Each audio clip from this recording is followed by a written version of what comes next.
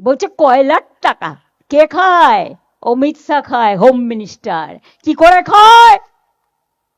গদ্দারের থ্রুতে টাকা যায়, জগন্নাথের থ্রুতে টাকা যায় শুভেন্দু অধিকারীর কাছে, আর শুভেন্দু অধিকারীর থ্রুতে টাকা যায় অমিত শাহর কাছে। প্রমাণও দেননি, ক্ষমাও চাননি।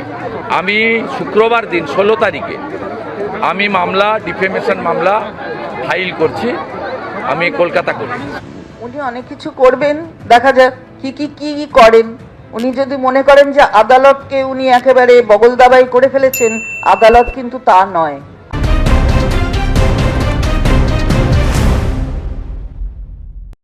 দেখুন দর্শক, এই রাজ্যের রাজনীতিতে শুভেন্দু অধিকারী এখন আর শুধুমাত্র বিরোধী দলনেতার গণ্ডিতে আটকে নেই।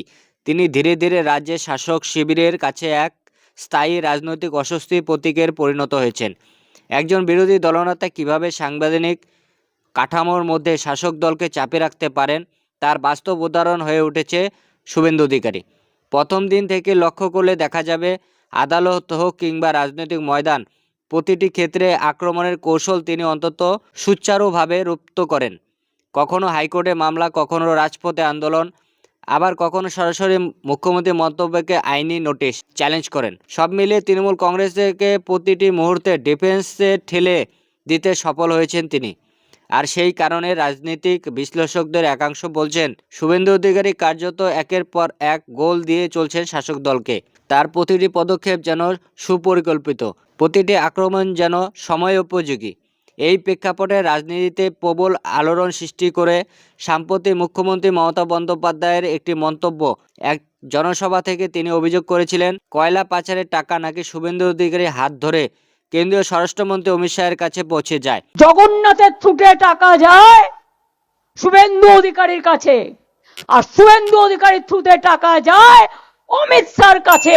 এমনকি তিনি দাবি করেন, এই সংক্রান্ত নাকি তার কাছে পেন ড্রাইভ প্রমাণ রয়েছে। দর্শক, এই মন্তব্য শুধু রাজনৈতিক আক্রমণ ছিল না, এটি ছিল সরাসরি দুর্নীতির অভিযোগ, যা দেশের স্বরাষ্ট্রমন্ত্রী এবং রাজ্যের বিরোধী দলনেতা দুজনকেই একসঙ্গে কাঠগড়ায় দাঁড় করানোর চেষ্টা। আর এখানেই পাল্টা আক্রমণে যান শুভেন্দু অধিকারী।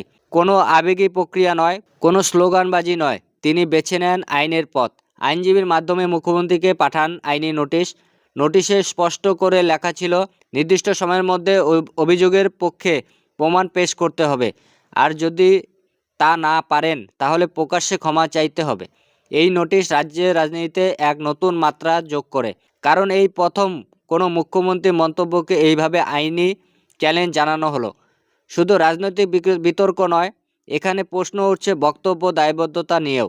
কিন্তু দর্শক, নোটিশ পাঠানোর পর কেটে যায় একদিন, 2 দিন, 3 দিন, সময়সীমা পেরিয়ে গেলেও না এলো কোনো প্রমাণ, না এলো কোনো ব্যাখ্যা, না এলো কোনো ক্ষমা।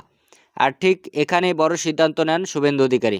আজ সকালে নিজে সোশ্যাল মিডিয়ায় একটি স্পষ্ট বার্তা দেন তিনি জানান, মুখ্যমন্ত্রী তার অভিযোগ প্রমাণ করতে ব্যর্থ হয়েছেন এবং এবার লড়াই আর রাজনৈতিক মঞ্চে সীমাবদ্ধ থাকবে না, এবার লড়াই হবে আদালতে। এরপর ঝাড়গ্রামে পিঠে পুলি উৎসবে যোগ দেন তিনি। সেখানে সাংবাদিকদের মুখোমুখি হয়ে শুভেন্দু অধিকারী কার্যত ওপেন চ্যালেঞ্জ ছুড়ে দেন মুখ্যমন্ত্রীকে। তিনি বলেন, মুখ্যমন্ত্রী বলেছেন অমিত শাহ ও রাজনাথ সিং ভাগ করে নেন, বলেছেন পেন ড্রাইভ আছে, আমি 3 দিন সময় দিয়েছিলাম, প্রমাণ দিন, না হলে ক্ষমা চান, কিন্তু কিছুই করেননি। তাই আগামী শুক্রবার 16 তারিখ কলকাতা হাইকোর্টে মামলা ফাইল করেছি। শাহজি, রাজনাথ সিংজিরা তারাও ভাগ নেয়। আমি ডিফেমেশন করেছি, মুখ্যমন্ত্রী বলেছিলেন পেন ড্রাইভ আছে, আমি বলেছিলাম 3 দিনের মধ্যে প্রমাণ দিন, নইলে ক্ষমা চান। এই বক্তব্যের পর রাজনীতিতে নতুন করে তীব্রতা তৈরি হয়েছে। শাসক বনাম বিরোধী এই সংঘাত এবার শুধুমাত্র রাজনৈতিক নয়, এবার তা আইনি ময়দানেও গড়াতে চলেছে। প্রশ্ন হচ্ছে একাধিক, একজন মুখ্যমন্ত্রী কিভাবে জনসভা থেকে এমন গুরুতর অভিযোগ করে পরবর্তীতে তার কোনো প্রমাণ না দিয়ে দায় এড়াতে পারেন? রাজনৈতিক বক্তব্যের কি কোনো আইনি দায়িত্ব নেই, নাকি ক্ষমতার জোরে সব কিছু বলা যায়?